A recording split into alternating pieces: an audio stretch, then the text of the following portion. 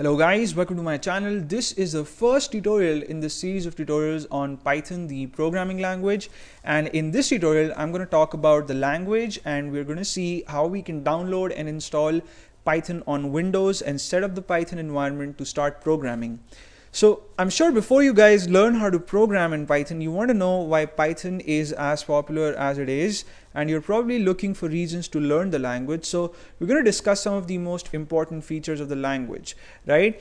The first one is that Python is a beginner's language and it is really fun to work with, right? So if you haven't experimented with any programming language before, and if programming has always interested you but you haven't checked out any language like C or PHP or Java or C++ or any other language, then you should start with Python because you'll pick it up really quickly, and as I said, it's fun to work with. So you're going to have a great time learning the language, and I can guarantee you that. And the second important feature of Python is that it is interactive. So whereas in other languages you have to build programs to test code, in Python you can simply fire commands to the Python interpreter at the command prompt and your code will be processed at runtime itself. And Python is also object oriented, so you can easily wrap functionality around objects and create complicated apps really conveniently. And Python is also portable, so you can run it on numerous platforms. You can run it on Windows, on Linux, on Unix or Mac. You can do the same things that you do on Windows. You can do the exact same things on all the other platforms. So now let's check out how we can download and install the Python interpreter. So I want you guys to access your web browser, and I'm using Google Chrome, and just make a search for Python download, right? That's what I want you guys to search for, and just follow the first link that appears on the screen and you'll be directed to the Python download page.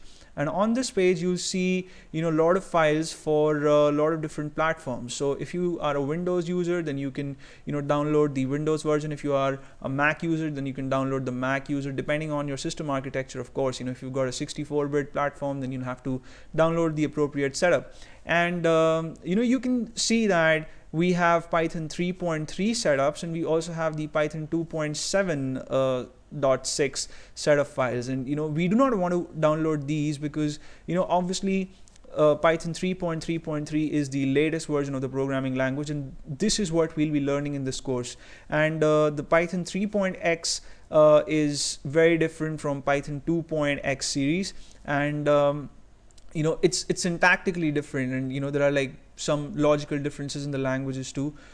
And the reason why there is still support for Python 2.x series is that there are a lot of guys who still have their websites running on Python 2.x, and there are a lot of software applications that have been built in 2.x series, and you can't just abandon those guys, right? So that's why the Python 2.x setups are also still available. And if you want, you can download these two and maybe have a reference book and see what are the differences between the two languages. But I don't think that's a good idea, because this is the way of the future. So definitely it's worth learning the Python 3.3 language and not the Python 2.7 language, right? So just select the file that's most appropriate for you, and when you click on it, the download starts automatically. And I'm not going to download it because I already have the setup file, so I'll cancel the download. And the setup file looks like this. I saved it on my desktop, and you need to double click on it and then give it the permission to run. And then you have to click on next for this option. And if you want to just install for yourself and not other users, then you can select this radio button. But then I'm just going to install it for all users. And then it asks you where you want to save all the files. So I want to save in my computer's C directory, so I won't make any changes here either. And this is a place where I want you guys to make one change, and I would suggest this to you. I would strongly recommend if you add the Python.exe path to your environment variable path, right? So the reason for this we'll see in the next tutorial. And you just do this, okay? Because if you don't do this, then you would have to explicitly copy the path of the Python interpreter and paste it in the path environment variable, and that's actually a lot of work, so you don't want to do that. So just click on this and then click on next, and this might take some time, like a couple of minutes. So once the installation finishes, you just have to click on the finish button.